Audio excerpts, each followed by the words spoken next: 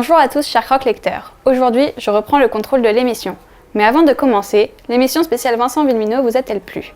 Je l'espère. Et maintenant, place au menu avec quelques amuse-gueules présentés par Lucas et Mélissa. Ce sera suivi de Jonathan qui nous a préparé le plat du jour s'intitulant Celle-7. Ensuite, nous aurons droit à un sushi préparé par Evie et Manon pour Perfect World. Et enfin, une petite surprise pour la fin de ce numéro, une nouvelle interview.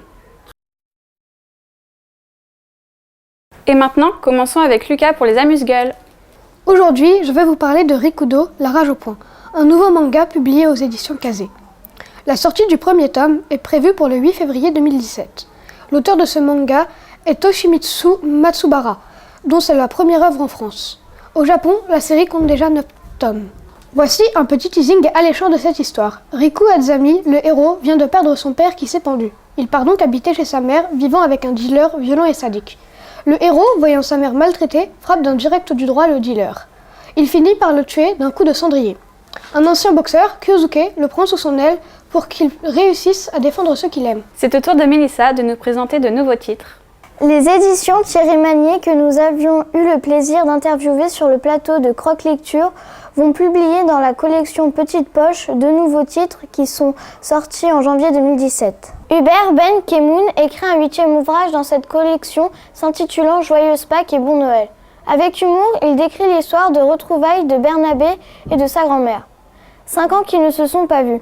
Sa grand-mère va faire plein de bons souvenirs. Adrien Cadeau sera l'auteur du 2e titre à paraître dans la collection. Il se nomme Le Livre de l'Empereur. Sentant son heure approcher, l'empereur ne respecte pas la coutume et choisit son plus jeune fils pour porter la couronne. Ensuite, passons au plat du jour avec Jonathan. Quel livre vas-tu nous présenter aujourd'hui? Bonjour chers croque lecteurs. Aujourd'hui, je vais vous présenter un roman de Kerry Dereveri intitulé La mort vous regarde, premier tome de la série Celle-7. Cet ouvrage de science-fiction, édité par Hachette Jeunesse, est traduit de l'anglais par Christophe Rosen. De quoi ce livre parle-t-il? Jackson Page, l'ancienne vedette de télé-réalité, connue également pour sa grande générosité, vient d'être abattue. Martha, une adolescente de 16 ans, l'homme du crime à la main, reste immobile devant le corps. Quand la police arrive, cette dernière se déclare immédiatement coupable. Elle est donc conduite à la cellule 1 du couloir de la mort. Là-bas, elle restera une journée dans chaque cellule, jusqu'à la cellule 7, où les téléspectateurs choisiront si oui ou non elle doit mourir pour son crime. Avant d'entrer dans la cellule 1, Martin fait connaissance de sa conseillère juridique, Eve. Après plusieurs échanges, sa conseillère est persuadée qu'elle n'est pas l'auteur de ce crime. Mais Martha le nie. Cependant, elles ont un point commun. Elle trouve que le fait de juger une personne en votant simplement par mort ou vie sur son téléphone n'est pas la meilleure façon. Quand Martha s'apprête à dire le nom d'un ami qu'elle s'est fait après la mort de sa mère, elle doit malheureusement rejoindre la cellule 1. Le soir même, l'émission télévisée la plus populaire du pays, Mort égale justice, parlant des différentes cellules et de leurs occupants, reçoit un invité. Il s'agit d'un ancien occupant du couloir de la mort, Gus. S'il est présent aujourd'hui, c'est que le public l'a déclaré non coupable, mais également pour qu'il décrive à Christina, la présentatrice, et à Joshua, le reporter, mais aussi aux millions de téléspectateurs, le couloir de la mort. Gus raconte alors que la cellule 1 est très confortable et les portes sont ouvertes, ce qui est tout à fait le contraire. Si Martha n'est pas le tueur, de qui s'agit-il? Quelles ont été ses motivations? Qui l'a mis que Martha s'est faite après la mort de sa mère? Qu'as-tu pensé de ce livre qui m'a l'air passionnant? L'ouvrage intitulé La mort vous regarde de la série Celle-7 m'a beaucoup plu. Ce roman de science-fiction est l'œuvre de Kerry Dereveri. Tout d'abord, j'ai bien apprécié le genre science-fiction de ce livre pour son univers. Premièrement, j'ai trouvé intéressant la société créée par l'auteur où les riches sont vraiment séparés des pauvres. En effet, ils sont séparés à tel point que le fait qu'un riche sorte avec un pauvre est mal vu. Pour les riches, les pauvres sont considérés comme des objets. Deuxièmement, j'ai également trouvé intéressant le nouveau système judiciaire inventé par l'auteur. Effectivement, dans celui-ci, c'est le public qui décide du sort de l'accusé grâce à un simple SMS. Mais ce que je trouve très original, c'est que l'on s'en rend compte que l'on ne choisit pas vraiment l'avenir du coupable. Loin de là. Tout le système semble complètement truqué. Pour finir, j'ai aussi apprécié la thématique des médias et la critique de leur rôle. En effet, ici, les médias ne disent pas la vérité, notamment dans la fameuse émission Mort égale justice. Ils déforment même parfois les propos des invités quand cela les arrange, comme avec Cicero, l'ex-juge. Ensuite, le personnage nommé Isaac m'a également plu. Pour commencer, j'ai apprécié le fait que sa motivation principale ne soit pas l'argent. Par exemple, Isaac ne pourrait rien faire dans la vie et simplement profiter de l'argent de son père. Mais il préfère pourtant aider Martha dans son souhait de changer ce monde. Par la suite, il m'a paru intéressant qu'il soit si différent de son père adoptif et qu'il s'oppose à celui-ci. Effectivement, Isaac étant né autour, il n'a pas adopté une dépendance à l'argent comme son père, Jackson Paige. De plus, il ne considère pas les pauvres comme de simples objets. Pour terminer, j'ai également apprécié son amour envers Martha. En effet, Isaac est tellement amoureux de Martha que les menaces de son père ne changent rien à ses sentiments. De plus, il est même prêt à se sacrifier à la place de cette dernière. Pour conclure, j'ai trouvé intéressant le genre science-fiction de Cell 7 pour son univers, mais également pour la thématique des médias et le personnage nommé Isaac. Je vous l'avoue, j'attends la suite avec impatience. Enfin, laissons la place aux filles pour un sushi. De quel manga allez-vous nous parler ? Salut à tous, en compagnie de Manon, je vais vous présenter le manga Perfect World, écrit et dessiné par Rie Agura et édité chez Akata. Cette série compte actuellement 4 volumes au Japon et 2 en France. Evie, peux-tu nous présenter l'histoire de ce shoujo ? Tsugumi Kawana, 26 ans, travaille au sein d'une entreprise de décoration d'intérieur. Un jour, lorsqu'elle se rend à une soirée professionnelle, elle croise Itsuki Ayukawa, son premier amour qu'elle avait connu au lycée. Elle apprend, après s'être présentée, qu'il est devenu architecte diplômé et qu'il travaille actuellement sur un projet très important.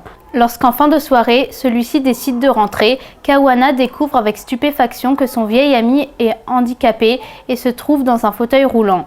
Le lendemain, lors d'une discussion autour du fameux garçon, la jeune fille entend dire par l'une de ses collègues que ce doit être l'horreur de sortir avec un handicapé. Elle en est bouleversée et part rejoindre Ayukawa. Lorsqu'elle le rejoint sur son lieu de travail, elle se rappelle des conversations qu'elle avait, plus jeune, avec lui. Après s'être remémoré ses souvenirs, Ayukawa l'invite à dîner et lui raconte son histoire, notamment le fait qu'il ait rompu avec sa petite amie après l'accident. Au terme de leur conversation, elle ne s'imagine donc pas pouvoir sortir avec lui, jugeant cela impossible. C'est alors que, le jour suivant, tandis que tout allait bien, la jeune fille apprend que son amie est à l'hôpital. Après lui avoir rendu visite et l'avoir aidé à terminer le projet si important pour lui, elle se rend compte que les sentiments qu'elle avait ne sont jamais vraiment partis. Et toi Manon, qu'as-tu pensé de ce manga ? J'ai beaucoup aimé lire le manga Perfect World, écrit et dessiné par Rie Agura. Pour commencer, le thème du handicap mêlé à celui de l'amour m'a profondément touchée. Ce n'est pas un thème facile à aborder et je trouve pourtant qu'elle le fait avec habileté. Effectivement, Ayukawa est handicapé. Il ne peut plus marcher ni jouer au basket, sa passion depuis toujours. Ensuite, en plus d'aborder le sujet du handicap physique, elle aborde aussi le handicap sentimental. Comme il l'a été dit précédemment, Ayukawa, peu de temps après son accident, a rompu avec sa petite amie car il ne supportait pas le regard des gens. Suite à cet événement, il ne veut plus être en couple, certain d'être un fardeau pour sa conjointe. Par ce manga, l'auteur nous fait donc découvrir ce que vivent au quotidien les handicapés, tous leurs problèmes et difficultés dont ne nous doutons pas. Ensuite, j'ai beaucoup aimé les 2 personnages principaux. Tout d'abord, il y a Ayukawa, qui est en fauteuil roulant suite à un accident de la route. En effet, lors d'une journée pluvieuse, alors qu'il était en vélo, il s'est fait renverser par une voiture. J'ai aimé le fait qu'il continue à jouer au basket, certes en fauteuil roulant. Il réussit à poursuivre sa vie en essayant de faire le plus d'activités possible. Enfin, j'ai beaucoup aimé Kawana, son amour impossible pour Ayukawa, malgré son handicap, son indifférence face au regard des gens. Pour conclure, le manga Perfect World est très touchant pour son thème du handicap et ses personnages originaux. L'auteur dénonce indirectement la place que les handicapés ont dans la société et le regard et crainte que les hommes ont à leur égard. Nous finissons avec la surprise du chef, une interview de Viviane Koenig réalisée par Nicolas à Versailles. Pouvez-vous nous parler de votre dernier roman, Le Tableau ensanglanté ? Alors, Le Tableau ensanglanté qui sort ces jours-ci, c'est une histoire policière qui se passe dans un collège. Voilà. Alors bien entendu, la police va mener l'enquête, mais il y a 2 collégiens qui vont un petit peu aider la police et ils vont arriver à les mettre sur la piste. Comment s'est déroulée l'écriture à 2 avec Anne Mosser ? Alors, aussi curieux que ça puisse paraître, l'écriture à 2 ne pose aucun problème. C'est-à-dire qu'il y en a une des 2 qui commence un chapitre et l'autre prend le chapitre et puis on se le repasse comme ça. On fait des petites modifications, on discute et il n'y a jamais aucun souci. C'est assez étonnant, c'est vrai, c'est surprenant, mais il n'y a aucune gêne, aucun souci. Et vraiment un grand plaisir, avec beaucoup de fou rire. Hein. Qu'est-ce qui vous a intéressé dans l'écriture d'un roman policier ? J'aime beaucoup lire des romans policiers. Voilà, tout simplement, j'aime en lire, donc c'est amusant d'en écrire. Comme ça n'est quand même pas tout à fait ma spécialité, puisque je suis plutôt sur l'Antiquité, et que j'ai une amie qui, elle, écrit plutôt des poèmes, c'est pas non plus sa spécialité, les romans policiers.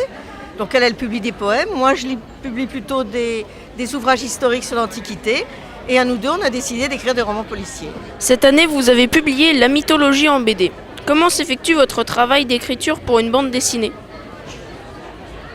Alors, le travail d'écriture pour une bande dessinée est très différent. C'est-à-dire qu'on fait un premier projet de scénario.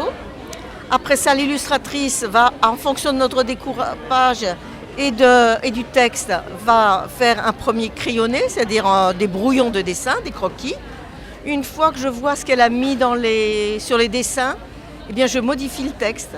Parce qu'en fin de compte, il y a des passages qu'elle a représentés dans le dessin, donc je vais enlever du texte.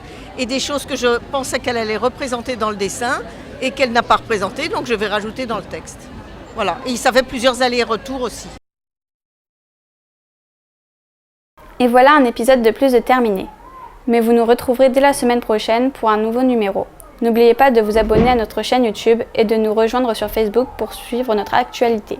À bientôt tout le monde!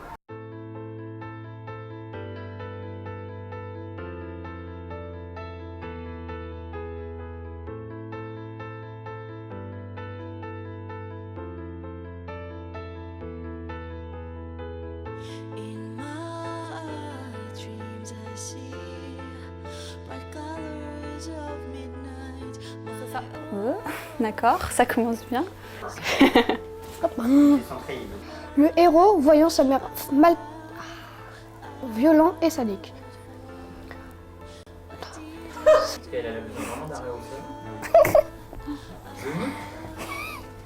J'ai mal aux yeux. Oh, ça m'énerve, j'ai perdu sans mes lunettes. Bonjour, cher Croquelette. Allez, on écoute Jonathan.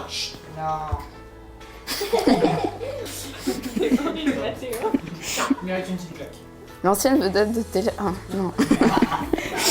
Qui est l'ami de Martha? C'est... Ah, non. Salut à tous. Non mais lui un micro d'abord. Ah oui. Oui. Je sais. Et je trouve pourtant qu'elle le fait avec habileté. Pourquoi tu rigoles ?